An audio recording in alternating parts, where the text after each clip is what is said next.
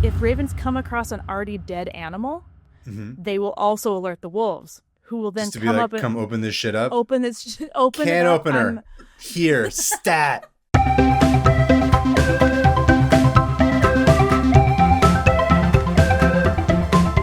Hey everybody, welcome to 500 Open Tabs. I'm Hannah Hillam. And I'm Kaveh Taherian. Welcome back to the show. Hannah, how are you doing this week?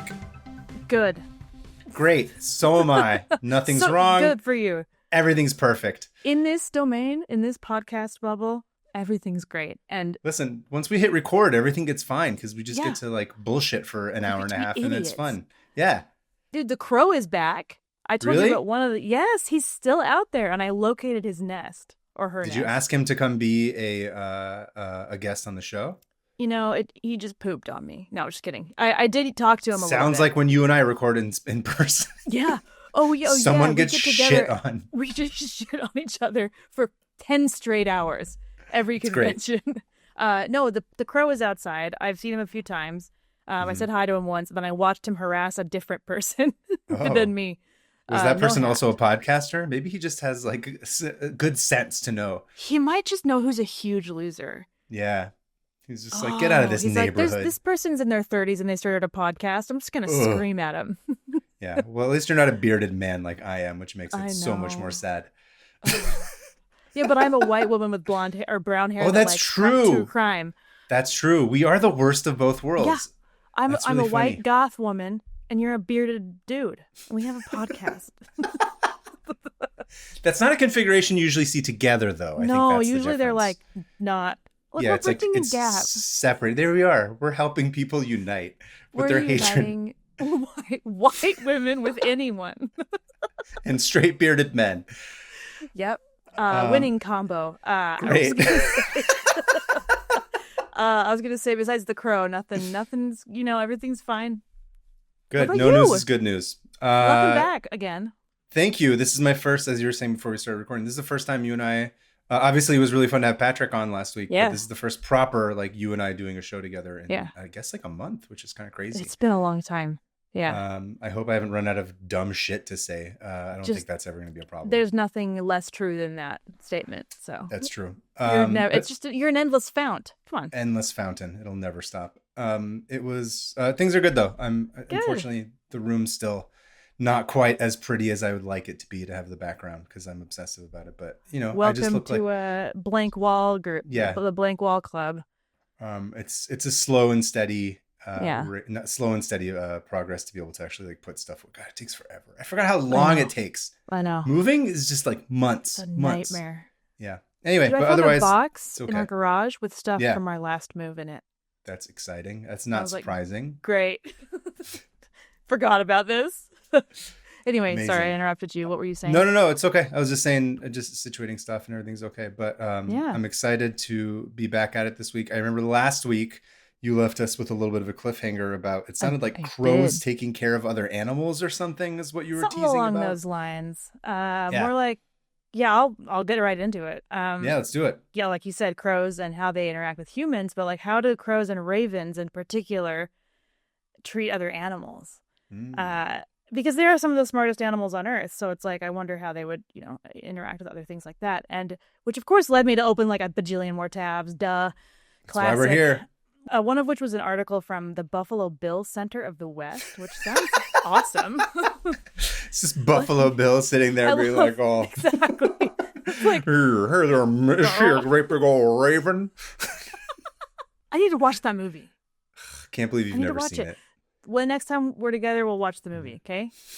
Or not. or I won't. Don't tell me what to do. It's so great. Anyway, it's written by Anne Hay. Anne Hay. It's worst joke.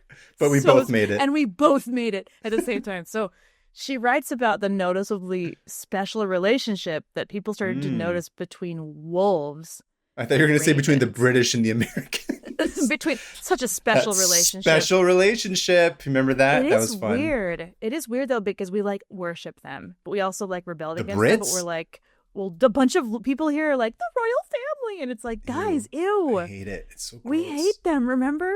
Yeah, some of us are real Americans here. Some of us are patriots, and we don't listen to kings. Okay? Exactly. So this special relationship, much like the U.S. and the U.K., between wolves and ravens. Wolves and ravens have a relationship. Yes. I didn't know this. In Yellowstone National Park specifically. Okay. Back in the 1870s, Yellowstone was designated as the very first national park in the world, which I didn't know that. Is this our boy John Muir and going around doing some stuff? I don't know. Maybe that was a little bit later when he's... A little bit later, I think. I don't know. I didn't read about that. Because that's when he's with Teddy Roosevelt, where he goes on like a romantic hike with Teddy Roosevelt. That's right, making out with him. He's like, we should have national parks be a thing. Yeah. And Teddy's like, I'll do anything for you, John. Sidebar, I'm like fascinated by that trip that they took because like Roosevelt was like, known for being a Muir was known for being a very famous conservationist. Right. And then he was trying to convince Teddy Roosevelt. And then like they go on this like one romantic evening where it starts snowing and they're in Yosemite and then they come back changed men. So it's like, I'm sure there's fan fiction of the two of them just going to town on each other. On it. If there's not, I need it stat. No, Sorry. I don't. Continue. Please keep interrupting. Please. You're interrupt like, me. why would you start a tangent about fan fiction of Teddy Roosevelt and John Muir touching tips? Don't you know? And they kissed. That should be on the Utah State Quarter instead of the trains. Muir and Roosevelt / fic. Touching tips. Anyway, the first national park in the world was designated in Yellowstone in 1870. USA. Right. Yeah. That's honestly one of our best contributions to the world. Oh, it's true. Yeah. By far. If we don't get remembered for anything else, I hope it's just that. And not the expansionism and the manifest destiny. Anyway, so it was the first in the world. And the gray wolf population, Montana and Idaho used to be like covered in gray wolves. Mm-hmm. And it was already kind of in decline from hunting, from like, speaking of Britain, people who come over and start overhunting and killing everything. Oh, I know. And, I've been drawing a lot of wolves lately for that one project I'm on. I've been looking at lots of gray wolves. Well, this is for you. This is a little bit of wolf and a little bit of raven. Okay. So back then, the parks didn't have any laws in place that prevented people from just bringing guns in and killing any animal they saw. And soon again, they'll go back to that. That's the thing. We're looking down the barrel of another one of these. So you could just walk into these parks and be like, I'm going to kill these wolves and then take them. And pretty soon people were like, hey, better not. Like, these might be... But that didn't stop people from completely wiping gray wolves out of all of America by 1926. Yep. So they were seen as a nuisance to livestock, and everyone's like, just kill them. It shouldn't, they're not the apex predator of the area. They're not what do they call them? A keystone animal. Yeah. They're not locals. They're not local. Look, this is our land. Classic. Anyway. This is like hunting gentrification. They just come and pushed out the wolf population. Look, we're the new wolves. We'll kill Huntification? Is that a word? Huntification. It's like the purge, but for so there were regulations put in place, but not for wolves. Like they'd protected every other animal except for wolves and bears and mountain lions. And this continued. They all got wiped out. And of course, what happens when you remove a keystone animal from its environment? Yes. Everything gets out of whack and crazy. Also, I might add, I'm totally speculating here, but I wonder if part of it too is that like wolves in particular were seen as sacred by a lot of tribes as part of like their creation stories too. So I'm sure they're just like, whatever, kill all the wolves. We don't care. It's part of like this psychological warfare the culture. against cultural the Native warfare. Americans. That's completely my own projection here. Again, based on what I'm working on right now, but I wouldn't be surprised even if it was just almost like a subconscious represenation of the like drive them out kind of. Oh, they worship these wolves, like that's part of their thing. Let's get them out of all. here. Yeah. I bet you that's part of it too. Same. I think you're right. Sadly, I think at this point we can assume most of those things happened the way we the worst did happen. So the elk population ballooned. Like there were so many elk and they just started eating everything. Great. Which then overgrazing happened, the reduction of forests and grasses and just they just like decimated Yellowstone, these elks. Do you know enough about elks? I'm just curious right now, where I'm like, what exactly is the difference between like an elk and a moose and like a deer, and like how different is an elk from all that? They're all different. Like elks and deer are different. They're all different. They're all separate species. I know that they're all different. I'm just saying like how different is an elk versus it's like an alligator versus crocodile kind of thing. Dude, I don't know. You want to look it up? Oh, elk are significantly larger. Yeah, okay. Tan rump batch. It's not. They're bigger. Anyway, They're sorry. bigger than moose? Raven and crow. No, not bigger than a moose. Oh, okay. Elk. They're bigger Dude, than antlers terrify me. They're so I know. huge. Whenever you see antlers in person, it's just like crazy. Did you know that moose shed? Yes. They shed their antlers, and they're all bloody for like a week. Oh my god, it's crazy! Have you seen the pictures of them like dueling with their antlers, and it like the like fuzzy skin comes off, and it's just blood. Yeah, it's amazing. I mean, we live on an alien planet. Yeah, we really monsters. Do. And we forget that giraffes exist. Like what? Oh, I don't. I love giraffes. I forget they're there, and then I see them. I'm like, that's here on this planet with us. That exists here. Not even just here, but like not like some weird like 2 miles below the ocean or something like where you don't normally see. Just walking around, chilling. Yeah, with a big purple weird tongue and the little antler. Anyway, I don't look. I look at giraffes and I think no, I don't think so. I don't know about these guys. Okay, noted giraffe hater.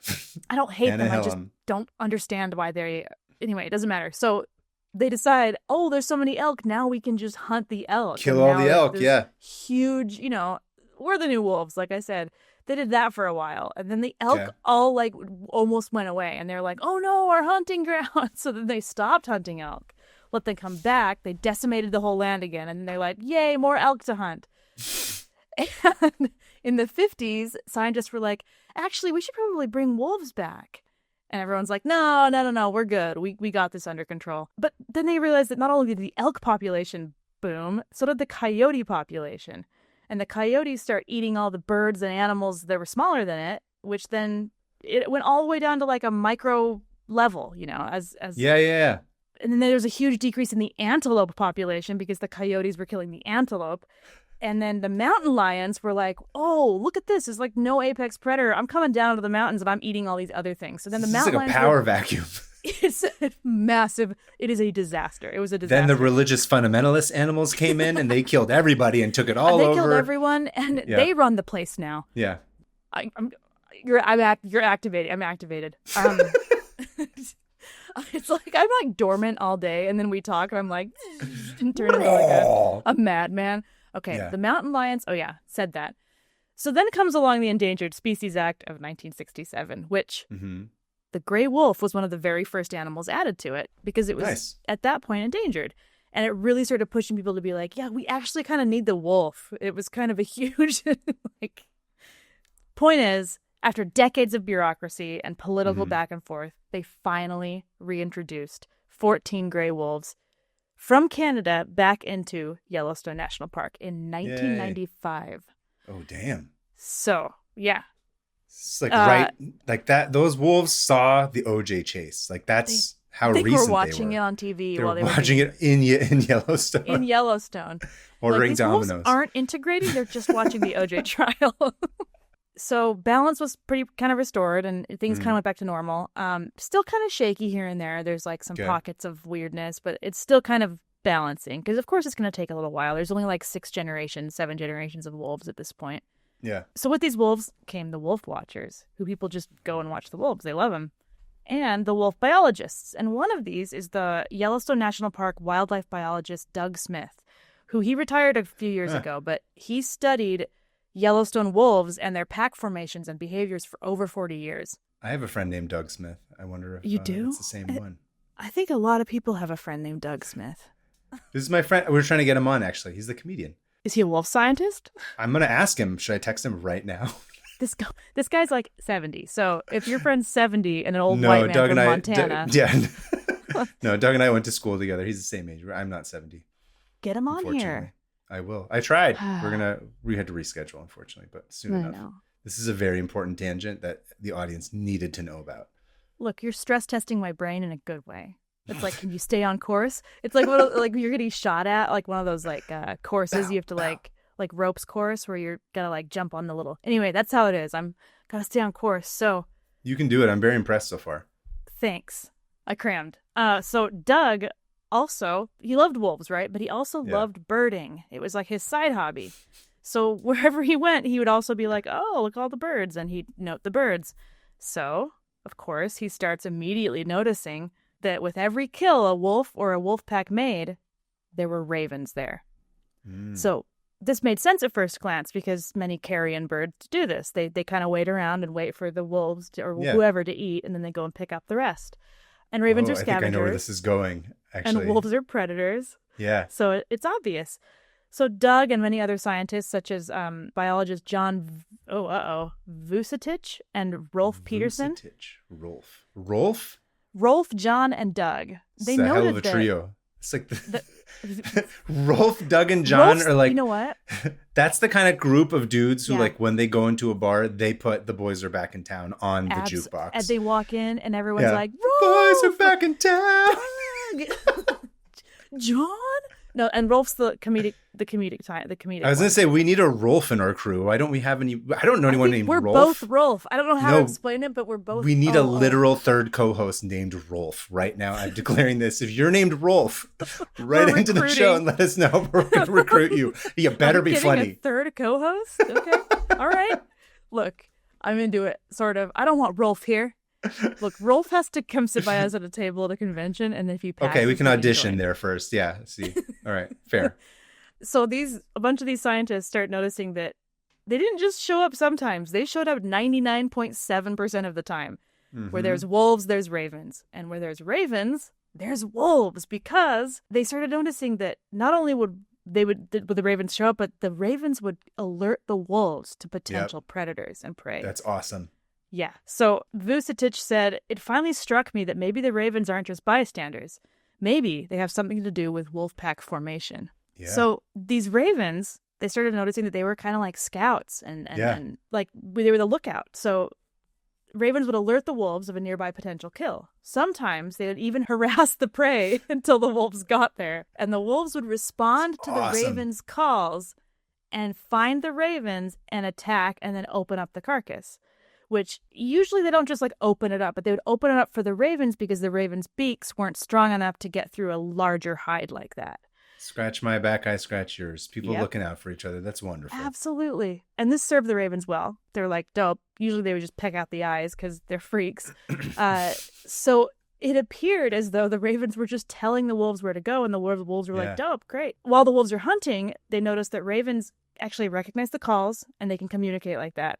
And they'll act as a sentinel. So if they see a mountain lion or something, they will make the call that they usually make about a predator, but the wolves will understand it. Interesting. So they'll be like, So there's this, So they wolves can recognize their distress calls and vice versa. Whoa. And so the wolves kind of use them as their eyes and ears while in vulnerable situations, which kind of like a familiar almost, you know? Yeah. Another thing they noticed was that if ravens come across an already dead animal, they will also alert the wolves, who will then come open this shit up. Open can opener. Here, stat. They're the ravens can openers. Yeah. And then they both just eat it together. Like there's pictures cute. of them. It's just, like a milkshake where like the two of them have straws and they're like sipping and they're like, or like they're eating the spaghetti. Yeah, but it's like intestines and then they kiss. There you go. They get to kiss, Hannah. That's your favorite. I don't care about the kissing. I just want them to eat intestines like spaghetti. They're all throwing the eyeball like here with their beaks. Here, you can have the eyeball. I want to draw that. I know you do. So it's Lady and the Tramp, but it's Raven and the Wolf, and they just Raven and the Wolf toss eyeballs back and forth. Anyway, so the ravens will pretty much like ask the wolves to like, hey, help me get into this animal, and they won't. The ravens are not observed to eat any large carcasses unless they're with wolves or unless a wolf opens it up for them as a can opener. So over the years, they can't be bothered, right? That's the whole point. By the time it gets to later, they're opportunists. Once you go like 4-star, they're like, I'm not going back to this like taco stand side of the road shit. They're like, I need to have like eggs, gloves. Yes. I need a valet. Exactly. And I need my pet dog. I do not touch food that is not prepared by a wolf. This food looks prepared by another raven. Can we know? Disgusting. Oh, they're classist. Yeah. Ravens are so smart. I'm kind of obsessed with them. They might be my new favorite animal. They're pretty cool. And I'm not just saying that. And I know you've already kind of gone down the raven saying that hole. to appeal to all of our raven listeners. Yeah, well, hey, you don't know what they're going to do in the next whenever. I don't know. That's true. So over the years, these facts have popped up on social media nature accounts with like the buzzy word domestication. A lot of people are like, these ravens are domesticating these wolves, which was what sounded so cool to me. Yeah, I guess you're right, huh? Sadly, it's not domestication, at least not yet. Okay. What they're doing is a mutual or symbiotic relationship. Yeah. Some scientists even suggest that it's a little bit parasitic. Yeah, it's more like a remora with like a shark or something. Yes, like where the raven is way smarter than the wolf and has way more to gain than the wolf has. So the wolf only really uses them as like a lookout. Other than that, the wolves don't really need the ravens. It's like technology. It's just made the wolves lazy, and they're like, cool, the raven will do all the work for me. Even though I could do this myself, it's AI. They've outsourced their skills to something else. And then they become reliant on it. And then suddenly, after a couple of generations of them doing that, and then somehow the ravens will leave, the wolves are going to be like, I don't remember how to hunt. Basic thing that you should know how to do. This is why you should not rely on things on the cloud. Yeah, don't trust things that you can already do. Don't pay someone else to do the thing that you know how to. It's true. Will who needs jobs? You know? Yeah. No one needs jobs. Ravens can do them. I mean, AI can do them. Oh, great. I'm really glad that I can have somebody charge $30,000 for me to come find food, to deliver food to my house that I can do with my own car. Go pick it up in your own car. But no, it's a great deal. I get to charge like my entire month's rent to get like a burrito delivered. For twice the price. I hate everything. Anyway, sorry, continue. Ravens. Oh, right. Ravens. Yes. Ravan. They're kind of parasites a little bit, but the wolves don't seem to mind. They're just kind of like, it's like you said, it's mutually beneficial. Yeah, they're just making them lazy. This isn't to say that it couldn't happen at some point. That's the cool thing, is that I think that could happen. Yeah. This is how humans and wolves started. Right. I was gonna say, or you get a split. You get those who are like survivalist wolves who like refuse to, they're basically like Luddites. They refuse to accept any. I'm just turning this into a permand story already. I can't help but do this. I'm gonna let you do it. Go on. I'm gonna stop giving away free ideas. You just wait. Save this for later in my sketchbook. Or it's just a huge metaphor for our world right now. We're the wolves. Oh yeah, we are the wolves. Yeah, I would say so. That's what I'm saying. Tech. The crows are tech. I feel sad because I don't want them to be. You don't want the crows. I mean, they're not literally tech. I'm just I know. I just don't want them to be the bad guys. Projecting ourselves onto it. I know. This is the problem with saying domestication, because humans can't help but just put all of our own issues onto these animals. To be like, oh, they're controlling. They must be domesticating these wolves because they're, Listen, I mean, I guess. The important thing is that the crows are not linked to any kind of stock market, and they don't have like a stock price that they need to worry about. Therefore, it's okay, and it's all just fun. I want to be one of them. I want to imagine just flying around, yelling, just telling, screaming at wolves. I mean, I scream when I'm on a plane all the time, but not for the same reasons. You get escorted off, when you land. But not because I'm screaming. That's because I'm afraid, not because of any. I was going to say it's not because of the screaming. It's because of it's because of the beard, which is now trimmed, by the way. Thank you. Yes. Yeah. Oh, it is trimmed. Look at that. You look 10 years younger. I do. I looked very old when I had that thing. It was fun, though. It was fun. Go watch the YouTube, everybody, and subscribe. Go watch me touch my face nonstop from the last episode. It was so bad. You're tweaking the whole time. Yeah, it was. Yeah, you were just like. I looked like Tyrone from Chappelle's Show, where I'm like, I smoke rocks. He's just like, just picking at the beard, shaving it with your own hands. So over the years, there's these like fact sites that are like, oh, they're domestication. No, they're not. But that's not to say that they can't be, because this is how humans and wolves started, and now we have little freak hybrid dogs, wolves in our home, with flat faces that can't regulate their own temperature because we decided to play God. Yeah, that we need to push around in a baby stroller. In a stroller. It makes me so. Listen. Oh yeah. I can't in LA. See, LA is a very specific dog town too. It's like this city is like. This is where the dog apocalypse happens, is because of the way that people treat dogs in this city. It's just like, it's too much.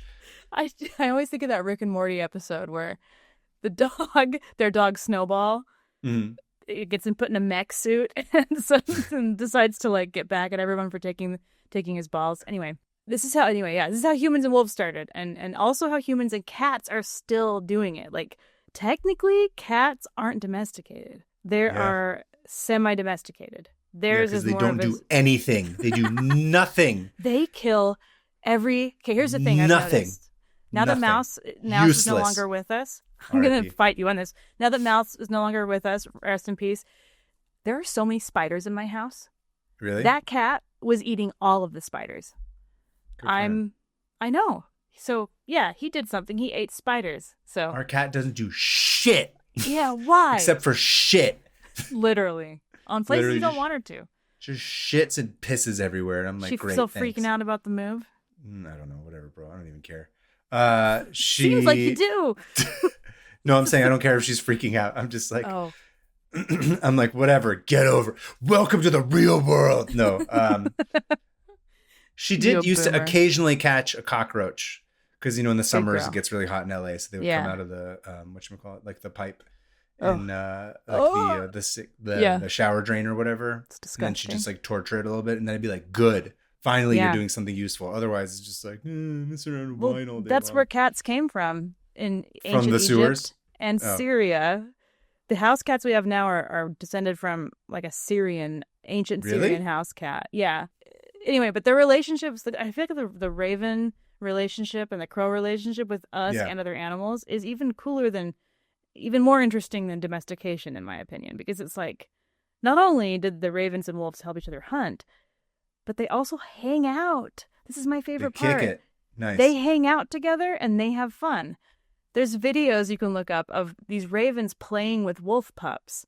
Oh. And they'll grab a stick and they'll play like a tug of war with a wolf pup. Oh, that's very sweet. And the wolves love it. They're having a blast. Like, dogs like to play. And so they tease them with the sticks, like they prod at them, and then they'll like swoop down and pluck at their tails as like a teasing thing. Just and the wolf will like respond by playfully biting the air and like chasing it and like romping around. And they also have been Uncle Crow showing up to Uncle vibes, taunt. Fun uncle, fun Uncle Crows, yeah, exactly. And they also noticed that ravens would adopt certain wolves, so they'd choose their little buddy, and for years or lifetime or an entire lifetime be attached to this one wolf. And a lot of times the wolves would grow up and they get too old to be part of the pack and actually function. And so they go off on their own for the rest of their lives. And the ravens would follow their wolf. That's really sweet. Isn't that cool? Yeah. And they're like almost like a bonded friend pair. Yeah. Yeah. Which got it's like people a mech like and then the pilot. It's like a kaiju thing. Yeah. And these wolves just have fun. And then, of course, I went into the mythology aspect of it. And just as I suspected, wolves and ravens have been friends in mythology for millennia. So interesting. This is nothing new. Like, so Doug Smith wasn't the first one to notice this. He just took contemporary credit for it. He took scientific credit for it because he proved it. But Odin, like, again, I said last episode, Odin has those two ravens. The two ravens. Like, he sends out to collect info. He also has 2 pet wolves that are at his side at all times. So his 4 pets are 2 wolves and 2 ravens. And they often are all mingled. Anyway, what is this? They're swinging? Yeah, they're swinging. They're swingers. Norse swingers. Dude, you just did one of these where they're like, they're like switching off back and forth. That is, I didn't have a word, and so I did that. I'm glad you interpreted. I had to make one up for you. Yeah. But yeah, that's pretty much my tab. But I have some pictures I want to send you. Yeah. Please do. Here's a bunch of Here's a wolf with some ravens, and then here they are eating together. That's an interesting photograph because all the ravens are pointed in one direction, and then the wolf is pointed in a different direction. It's like a composition. The other direction. Also, this one makes a perfect Yellowstone. Pyramid. These are interesting. Who took these photos? I don't know. Somebody. These are all compositionally very interesting, actually. I don't know if it was by a photographer, but there is so many instances of this. Like there's so many photos. What is it? Horns? Yeah. Here's another one of them. Just kind of looks like they're opening it up for the ravens. Whoa. They're just sitting there, like, okay, guys, my turn. Ravens just have like the best silhouettes too. Oh, the best. And you can look. There's hundreds and hundreds of pictures. Oh, I like this one. Oh no, that's these are all great. They're very low res, which I don't like. But these are all really good photographs. I have to say, the compositions are all really fascinating. This one's cool. Whoa. Whoa. I'm kind of obsessed with that one. It's The so composition bloody, and then of the there's ravens. wings everywhere. These are great. If you guys aren't on the YouTube, go take a look at these. Hopefully they're you can cool. find higher res versions of these. And it's just such a cool, like, such a metal combo, you know? Very metal, yeah. And of course, it reminds me of Game of Thrones because I was gonna say the dire wolves and the ravens, and the ravens. It's all part of it, yeah. And I should note that they mainly hunt. This is mainly in the winter, which is their like when they're both out and about every day. So again, it reminded me. What do they do the rest of the year? They're just like not hunting, or what? The article I read talked about the winter. I do think they do it all year. They summer in the south of France or something. They're just like, I think the ravens to go to Nice. We're going to Nice. No, I think the ravens do go places. I can't. I see it. They're migrating or whatever. But then I almost went down this big rabbit hole of individual wolves that have these names because they track all the wolves in Yellowstone and they all have names. And people are like, there's like fan clubs for these wolves. That's Doug. But they're all numbers, which is even crazier. So what are they, Elon Musk's wolves? Yes. And they have old letters that don't make sense. Anyway, that's my tab about wolves and ravens and them being friends. That's awesome. I loved it. That was a lot of fun. That's something that I will take with me and perhaps do some story writing with. You? Story writing? Never. I don't know about Never that. In my life. I don't know. This will be there's a first time for everything. Thank you for that. That was a lot of fun. Yeah. What do you have? As I mentioned last week, you made this podcast entirely to English in my absence. This week I continue my quest. Sorry. I made it. I said it. Okay, not gonna get defensive. You're right. This week I continue my quest to set the sun on the British Empire once and for all. Oh, does it set? So it finally sets, right? The sun does set on the British Empire. We're over that, right? I don't know, man. I don't know when. Does England have to officially declare that like the sun has been set? No, it just means that everywhere in the world, when the sun is up somewhere, it is touching a colony. Oh, I see. I don't know. Actually, I never thought to look into that. Because frankly, I don't want to think about them at all, except for this tab. Wow. You're like, okay. I have to look this up if the British is set. Okay. Anyway, so I've had this tab open for quite a while now.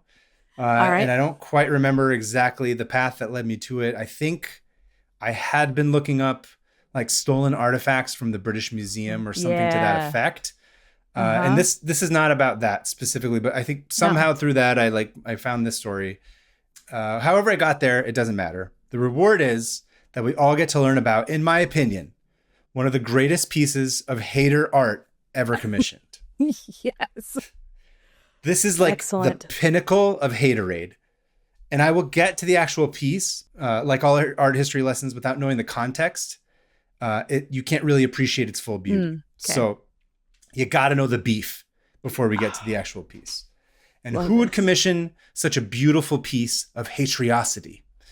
For that, we have to go back to 18th century Mysore, India, and learn about its ruler, Tipu Sultan. Okay. Ooh, I don't know anything about this. Okay. No. Cool. I also didn't I didn't know anything about this, which is why this one took me forever to come across, because I was like, oh, there's a lot of reading for me to understand. So yeah, it's quite a lot of context. So Tipu Sultan came to power smack dab in the middle of the Second Anglo-Mysore War in 1782, after the death of his father, Hyder Ali. Now, the Second Anglo-Mysore War is a really bizarrely fascinating global gossip mill that needs to be untangled. But essentially, Hyder Ali went to war with the British East India Company over their overstepping of territory in 1780. And he did this with the support of the French, who were also pissed at the Brits for the whole, like everything. Everything. The 100-year war they just left. 100 years before. Most recently at that one, it was the 7 Years War. That's right. Dude, have you read of that conspiracy theory about how the butterfly effect starting from the 7 Years War? That pretty much, I don't remember. I'll do it in a tab, but it literally like the effect of that war on where we are now, it laid the foundation for really? World War I, World War II. Oh, no shit. How everything just kind of like, I think it was the 7 Years War. But I was reading about it. I'll do it as a tab because it's that sounds awesome. Sets in motion everything. Interesting. Anyway, I wonder if this ends up being like one of the little butterfly flaps that go in it as far as what I'm going to cover. But anyway, of course, this is the 1780s, and You know who else The is French super duper? The French will be like, any excuse to just kill the British. They're like, well, I don't care who it is. We're there. Yeah. With us, they're like, we don't like you Americans either, but you're killing them, so we're there. Here's That's what I'm saying. generals.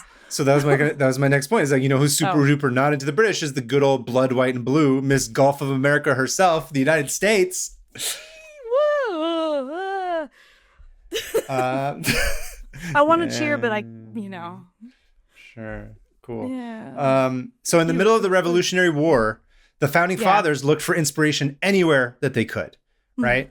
Right. And sure, we'd all love to have enough money to sit around and like just kill British colonizers all day. But when it's your job and you've killed like thousands of them, the romance, it kind of goes away a little bit. Just kind of like making art. People are always like, oh my God, you get to do what you love for a living. And I'm like, dude, it's still a job. A fraction of it. Yeah. People don't realize this, but even a job like making art, still a job. And whether you're drawing, you have to overcome the like, I gotta quit. Exactly. This isn't fun anymore. Every day. Anyway, go on. And whether you're drawing, I don't know, crows or shooting an English soldier in the face, you need to create space for yourself to become inspired. Anyway, maybe you can hire a raven to come scout out British troops in red coats for you so you can kill them, or they can help you kill them in advance. Then you can split their chest open and then the ravens can bang in there or whatever it is that they're going to do. The crows are the ones who bang on dead bodies. Oh, sorry, not the ravens, the crows. So the founding fathers found their inspiration in Hyder Ali. They found their inspiration in Hyder Ali standing up to Meghan Markle's great-great-great-great-grandfather-in-law or whoever the hell it would have been to the King of England. George III, nerd. So initially, Ben Franklin was clued into the hot goss by a French general, but pretty soon John Adams got hooked and they were all sending letters back and forth like they just watched White Lotus on Sunday night. Oh my gosh. Yeah. They're like, girl, I hope those pasty-ass Marmite lovers get what's coming to them. Says the other pasty-ass Marmite lovers that are just barely British. That's my next point. I'm like, this reminds me of that Onion headline where it's like, typical straight white male says typical straight white female. Have you ever seen that Onion article? Yes. That's basically what all this like English American stuff to me is. And I'm like, yeah, so guys funny. Are from the same place. Yeah. It's just, yeah. Fine, whatever. That's what it is. You're not fooling anybody. But I digress. And our main dude, Tipu, he's like a general or something, and he's fighting his dad's war, and he's a true believer. He's out on the front lines killing the British. Whoa. But in the midst of the war, his dad dies of cancer. So Tipu's got to go home and take over the family business as the ruler of Mysore. Now, bummer. Obviously, Tipu was a Nepo baby, but he was also very assertive and committed to strengthening his power. And soon he establishes Mysore as a kingdom independent from the Mughal Empire, and he makes new alliances in industries. Oh, wow. The jury's out in terms of how great or bad this guy was. That was just like 35 too many tabs of like me understanding exactly like how positive or negative he was for the area. He was and the country, the ruler of a country, so probably not great. Yeah. And he was known for being there's going to be good stuff and there's going to be horrific stuff. So yeah. And don't forget, this is the second Anglo-Mysore War, right? That his father had started. So he's basically like, he's a Nepo baby in the way that like he's raised to hate England. So he's like second generation hater. I'm realizing from the Discord that English people are also now raised to hate English people. Good. The English Empire. Yeah. Not a fan. Someone in the Discord hot take. Was like, we deserve finally it. Coming out. Yeah. They're like, yeah. Especially in matters when we're talking about India. And my family left for a reason. Yeah. But back to the Anglo-Mysore War. It was on purpose because we had that privilege. We could choose. Sorry, go on. So remember, the second Anglo-Mysore War is going on, and it wages on for a little bit longer until it finally ends with the signing of the Treaty of Mangalore in 1784, which restored the status quo antebellum. So basically, it's a draw. They fought for all this time. A bunch of people died. Nobody moved forward on the chessboard further or back or whatever. But even after the war was over, Tipu was like, my English killing days are just beginning. Don't bury me while I yet live, because the best of James Brown is yet to come. Wow. The origin of that quote. The true origin. It came from James Brown. Huge fan of Tipu. Huge. Anyway, so Tipu, he had to get back to like ruling and shit. And as part of his rebrand, he adopts the tiger as the symbol of his empire. Oh, cool. And suddenly there's tigers everywhere. Everywhere. It's on his throne. It's on the weapons. It's on his armor. He had tiger stripes painted on walls, used in uniforms. He's getting up every morning and reading Calvin and Hobbes as he eats a bowl of Frosted Flakes. He had season tickets to the Detroit Tigers. He's beating everybody in Street Fighter 2 as Sagat, and he keeps doing the tiger uppercut over and over again. He was the top tiger boy boss. Wow. Tacky. Beautiful. Like, because you think of tiger print nowadays is so tacky. But I'm sure it was pretty awesome back then, just to be like, with everything's a whole thing. Tiger. It's tiger related, tiger prints. And again, it's branding. To him, it's like, of course, the tiger is the symbol of India. It's the symbol. Yeah. But like, it's sort of like this throwback. And then he's basically like, we're going to fully use this as like the new symbol of like my new reign. And also as like a stand up against the British. And of course, the British, they're off doing their colonial stuff like they usually do. Yeah. It's not great. 25% of the earth. Was it really that much? 25%? At the height. Yeah. Dear Lord. What year was the height? Do you know like when it was? I want to say it was in the 1800s, like late. I think it was during Victoria's reign. It was that late still even, huh? Yeah. And it started to all fall apart around World War I, which is when most monarchies didn't have power Yeah, that's anymore. true. That's when everything started to transition. Yeah. And Britain... 25%. 25%. So if you go onto the Wikipedia of the British Empire, there's an entire list of countries that celebrate their independence from Britain. Hundreds. 25% of the world, apparently. Everyone, like half the year is an Independence Day from Britain. Like there's an Independence Day for like half the countries on Earth from Britain. It's pretty funny. That is really funny. And sad and scary. And what a bummer. But at this point, I know. At this point, the sun has set, I think. Very much so on the British Empire. Thank goodness. And look, if they had just stuck around and did the thing they did best, which was make wool in the 1500s, they could have been great. But no, they had to go and take over the rest of the world. Anyway, sheep farmers. Go on. Sheep farmers, yeah. Anyway. British are doing their colonial stuff, and frankly, Tipu, he's also going around like conquering shit. It's just like this real life game of Civ. Oh, we're just putting troops over here for no reason. That's not a scout; it's just a wanderer. They're forming alliances. Wait, have you played Civ? We've gone over this, yes. Okay, sorry, I forgot. It's okay. I was getting it mixed up with Magic: The Gathering for some reason.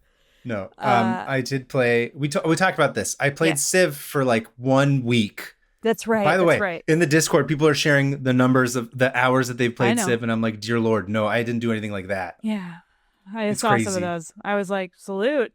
It's intense. I thought I had a lot, but no, I didn't have that many hours. This is not judging.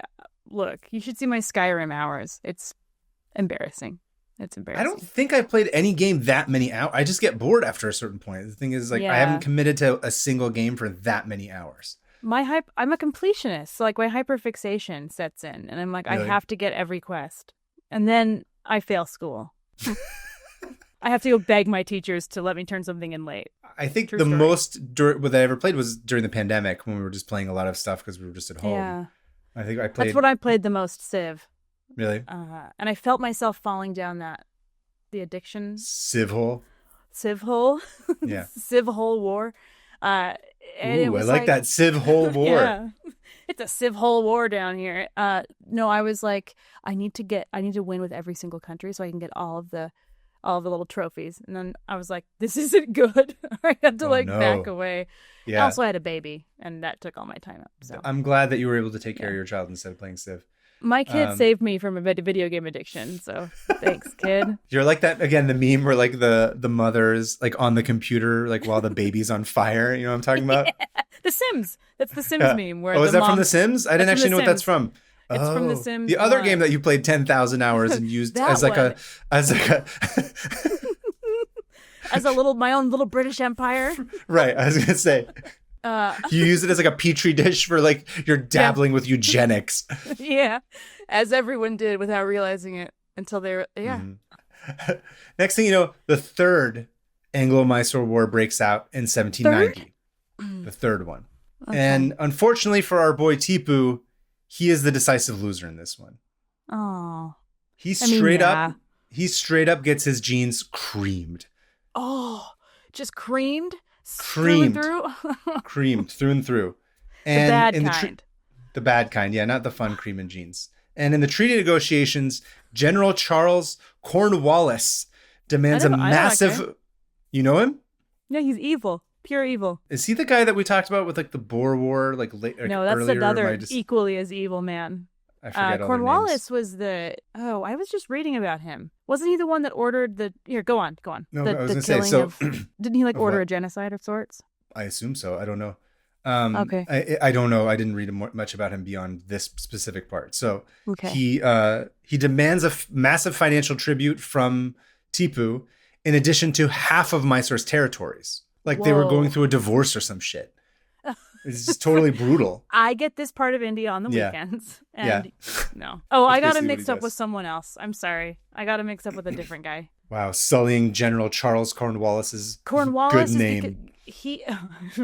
Cornwallis. Cornwallis. Cornwallising except Buster. Yeah, I was going to say he's off. I wrote that was my next line. I was just going to say he's laughing and writing and cornholing. We're just the same every time. Yeah. No, he was the one. I know Cornwallis because he helped us in the he helped the Americans. Yeah, but I was thinking of this other dude who ordered... Oh, Cecil Rhodes. I was thinking of Cecil Rhodes. Very different names, but okay. Who's Cecil Rhodes? Because he was the guy who took over Rhodesia and was named... It's not Rhodesia anymore. He named it after himself, and he committed some of the absolute worst atrocities I've ever read. Yeah, so... Fun. Awesome. Anyway. Sorry. He goes through this brutal divorce, and since General Cornhole didn't trust Tipu to not back out of the deal, get this. He takes 2 of Tipu's sons hostage. Oh, what? He takes them ransom. It's Prince Abdul Khalik. Yeah, he was 8 years old, Prince Abdul Khalik, and Prince Mazu-ud-Din was 5. Straight up children. He just takes them hostage, and he's like, you need to pay all of this and give us all your land, or we won't give you your kids back until you're done. That's disgusting. Yeah, it's gross. Thanks, England. Great job. Thumbs up. And it was during this moment of loss and swimming in the most concentrated haterade God has ever created that he commissions Tipu's tiger. Oh, yeah, we're talking about art. Okay, all right. I'm with him in this. I'll follow this guy. Look, we get this guy's kids back. Okay, are you ready? Yes, I'm ready. Show me this. I'm going to send you a picture of it first, and then I'm going to send you a video. So here's the first shot I'm going to send you of Tipu's tiger. Oh. Yes. Oh, this is so cool. This is here's another angle of it. Should I describe it? Why don't I... Machine? Okay, you ready? I'm going to give you the explanation of what it is. Okay. The tiger, an almost life-size wooden semi-automaton, seen mauling a British soldier lying on his back. Oh. Concealed inside the tiger's body behind a hinged flap is an organ, which can be operated by turning the handle next to it. This simultaneously makes the man's arm lift up and down and produces noises intended to imitate his dying moans. In short, he commissioned the most metal piano in existence.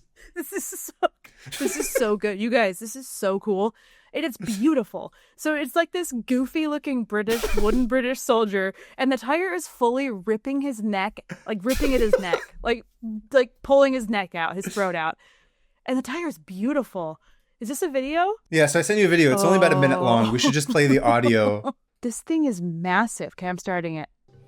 Now, what happens is, if I wind the handle, the tiger apparently lets out a old British dude growl. Just being like, if I operate and the handle. The figure here, who's a European. Sorry, pause. He's like, a figure here who is a European. No, dude, that's straight up a British dude. So funny. Here we go. Look at his eyes. He's winding the tiger up. I think that's the scream. Where's the growl? Oh, that was the growl of the tiger. It's brilliant. The growl, the scream and the growl. No way. I love this. This is the most amazing piece of work I need this on display. A copy of this on display at the British Museum. Yeah, seriously. There's another picture so you can sort of see the organ part of it, the innards. I love that he was like, I'm so angry. I lost this war. My kids have been taken. I'm going to make a sick-looking tiger ripping the throat out of General Cornwallis, because that's what the guy looks like. Actually, so in reference to that, so it's been proposed that the design was inspired by the death in 1792 of a son of General Sir Hector Munro, who had commanded a division during Sir Irkut's victory at the Battle of Porto Novo in 1781, when Hyder Ali, who was Tipu's father, was defeated with a loss of 10,000 men. Oh.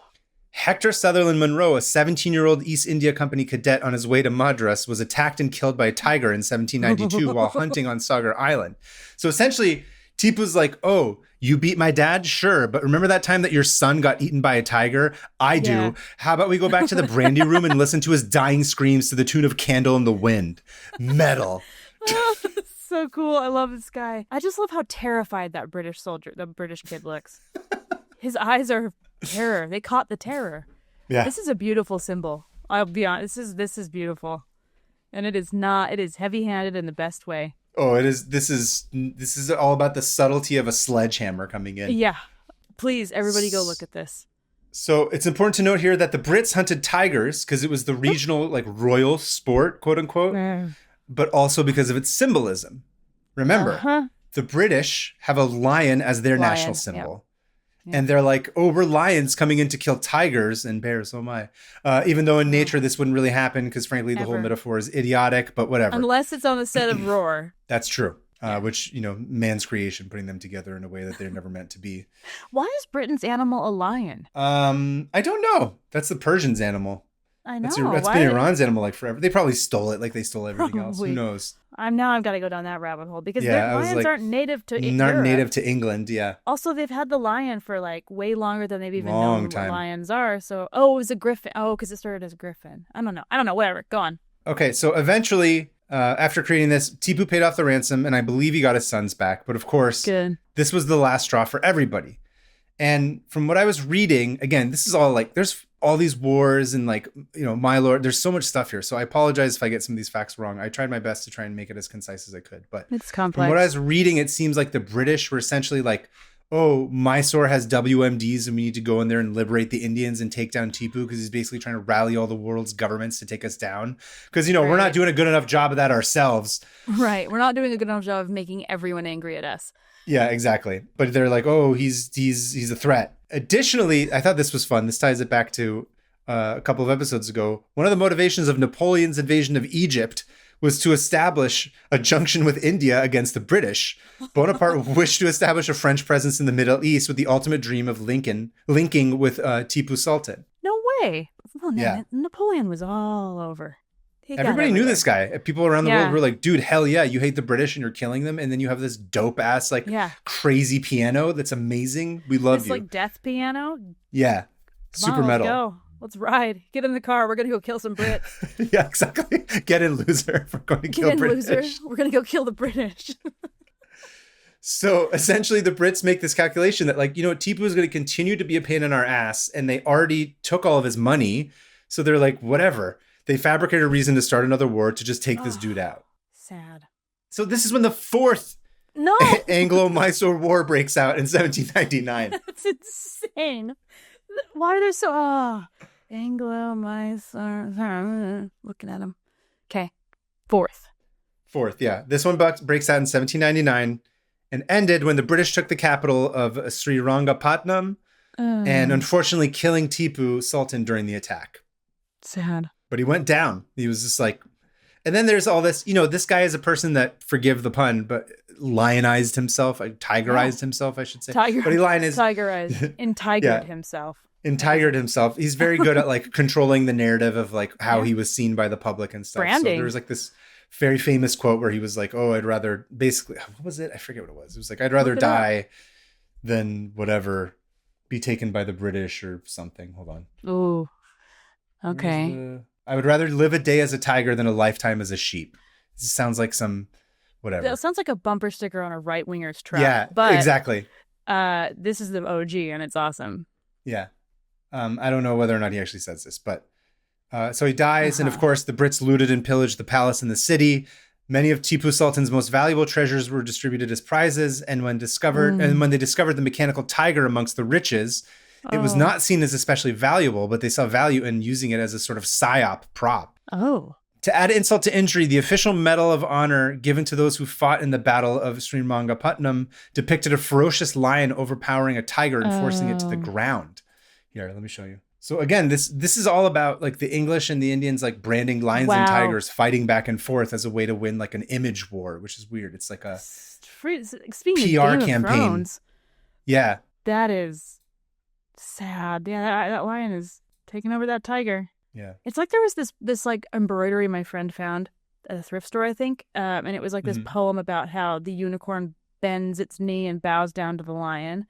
And the unicorn is the Scottish national animal. And it is? It was, yeah, isn't that crazy? That's kind of funny. Wales is a dragon and Scotland is a unicorn. But it was all about how like, and since the unicorn bowed down, it didn't get hurt by the lion. And it was like this whole like messed up metaphor. Anyway, classic. They loved that symbol. Yeah. The lion. Anyway, there's this terrible lion with like this, fighting a tiger. It just made me think like, I can only imagine how douchey their like AI generated Facebook graphics and bumper stickers on their trucks would have been if this happened today.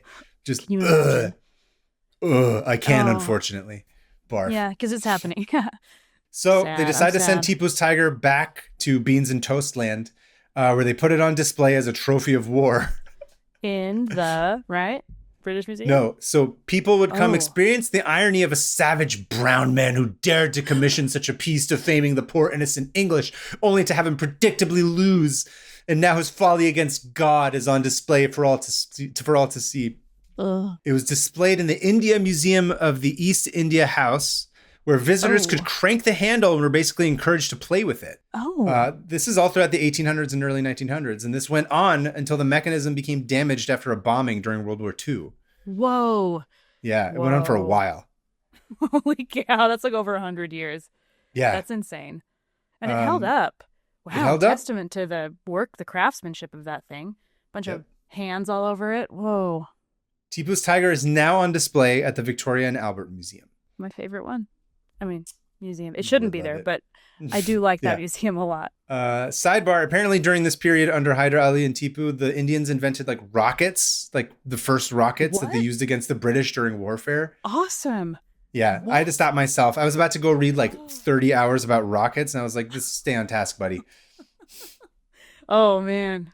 Good job for staying on task, but now I need to know about that. So, so many put that on the docket for another time, maybe. Jot that down. Anyway, that's my tab about Tipu's tiger. It was so cool. I love that thing. I really want to play it. But what a deranged and incredible piece of art. Because it's truly a man at his very last.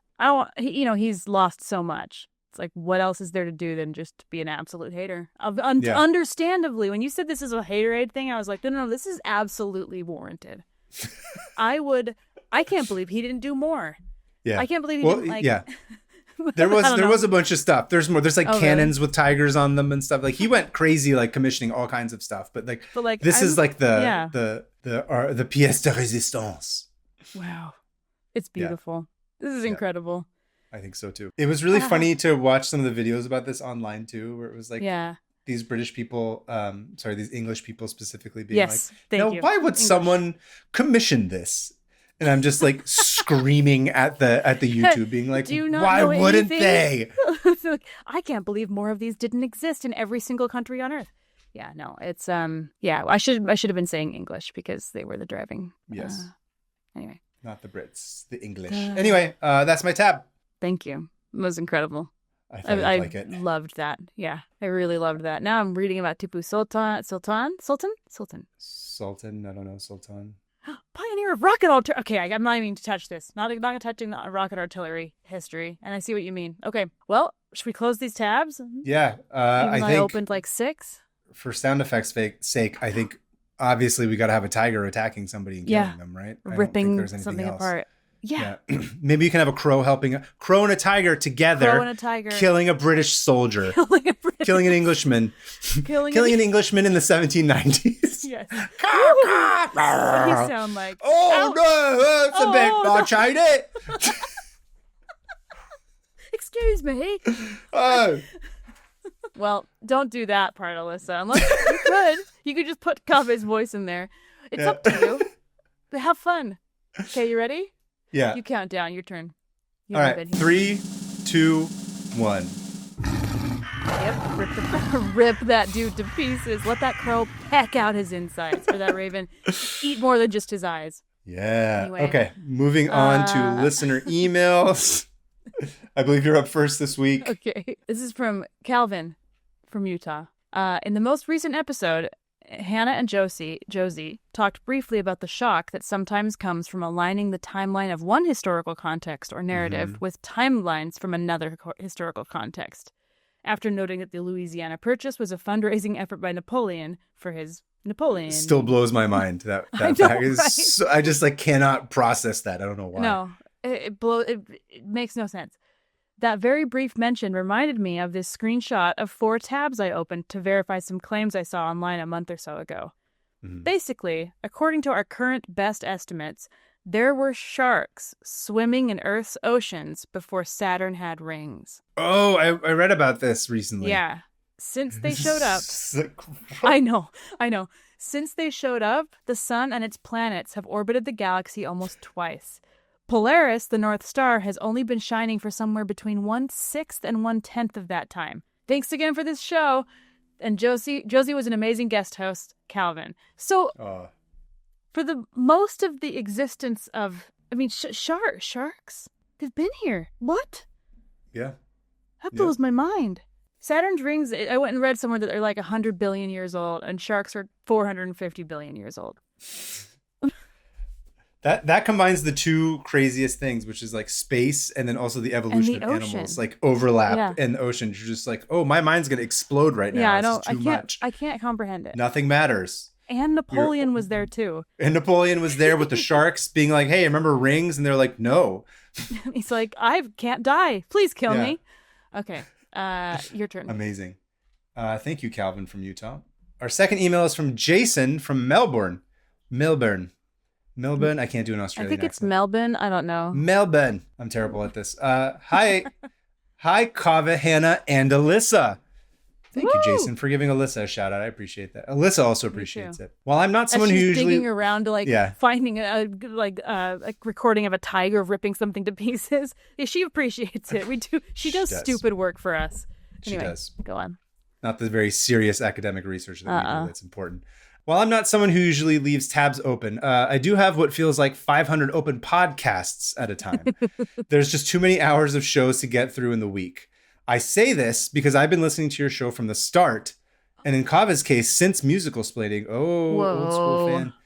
But I've been too anxious to email a tab as I quickly grew further and further behind on the show. Listen, Jason, here's the thing. We don't even remember what we did 2 episodes ago. So if you had just written I don't care. We wouldn't have even be like, whoa, what? Crows? I forgot what her tab is already by the end of this episode. Ravens and wolves, bro. I don't know. Did you talk about the British somehow? Oh, wait, no, that was weirdly That me. was you for once. Yeah. After a concentrated effort, listening to multiple episodes a week for the last couple of months, I can proudly say that I am up to date. He just overdosed on us. Man, we got to send Jason I closed all my 500 open podcast sticker or something. I don't know. I'm up to date. He deserves an award from us. I feel responsible. Sort of yeah. How about some more shows for him? Yeah. Just punishing him. Man who does well at work rewarded with more work.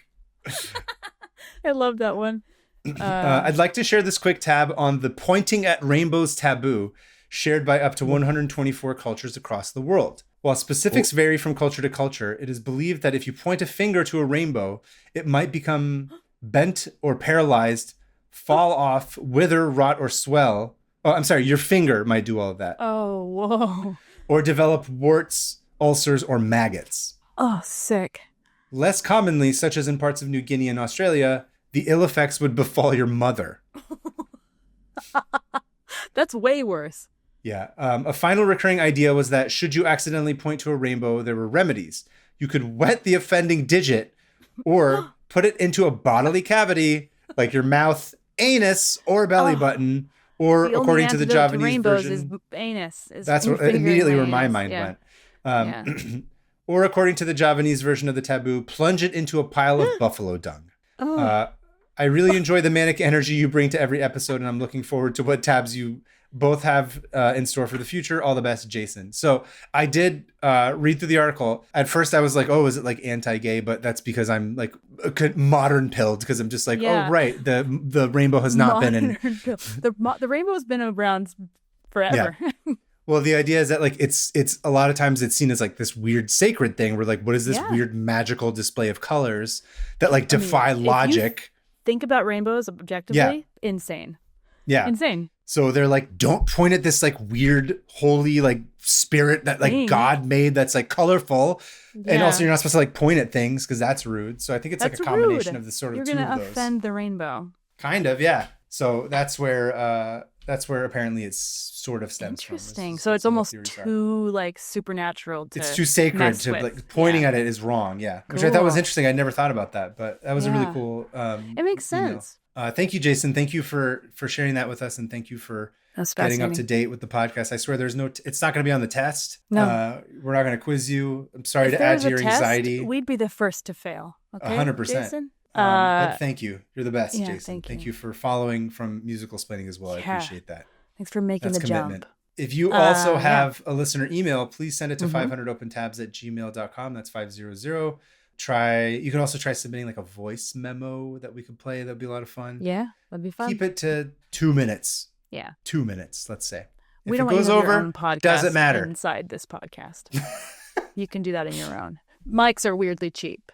So they are. Speaking of Patrick, we should gatekeep podcasting more, but unfortunately, you and I still have one. And if you want to follow us, you can find us at 500 Open Tabs on Instagram and Blue Sky. And me at Hannah Hillam on those things as well. Yeah, but we're also on YouTube. We also have a Patreon. Join the Discord. All this stuff. I'm at PermaFriends on Instagram and Taherian on Blue Streak. Blue Streak. Martin Lawrence movie. Blue Sky. Is there anything we wanted to talk about before we wrap it out? I can't remember if there was other stuff we need to. I guess there's something coming up right now. I just really I wanted to just really say, check out the Patreon if you want to support us financially, which we would greatly appreciate because this is a free show. And we love doing it, but there's also extra stuff on the Patreon for you. So that's also really fun over there. And the Discord. We got a whole community going on over there. And the YouTube. If you're more into YouTube, we got you. We're over there. And there's lots of fun pictures and videos. No, if you love tigers, share this with somebody who also loves tigers. If you love crows, wolves, this is a very animal-centric episode. Yes, as they all have been. If you love or hate Britain, send it to somebody you love. If you're not a fan of colonialism, send this to your friend send this to a colonialism. Yeah, to a colony. Please, we need this to be shared with as many people as you can. Particularly the YouTube. That's specifically where we're trying to experience some growth if possible. I'm not above begging at this point. Please. Dear Lord. Please. We're in a stage that we really need this to grow. So if you like it a lot and you want it to keep going, follow us everywhere. Subscribe, rate. Like and subscribe, yeah. Although I will say we have a couple fun things coming up this summer that I think will help us get a bigger audience. So stay tuned for that. But in the meantime... man, I feel like I want to make a Tipu's Tiger like a sign off of some sort. Like I'll see you in the Tipu Tiger. Auditorium. I'll see you at the Tipu Tiger recital. I'll see you at the Tipu Tiger recital. Beautiful. Yeah. The one-man show and the Gwen Stefani tribute toilet. Gwen Stefani tribute toilet. I'll see you at the Tipu Tiger recital. Concert. I'll see you at the Tipu Tiger concert. Anyway, thanks guys. See you next week. See ya. Goodbye.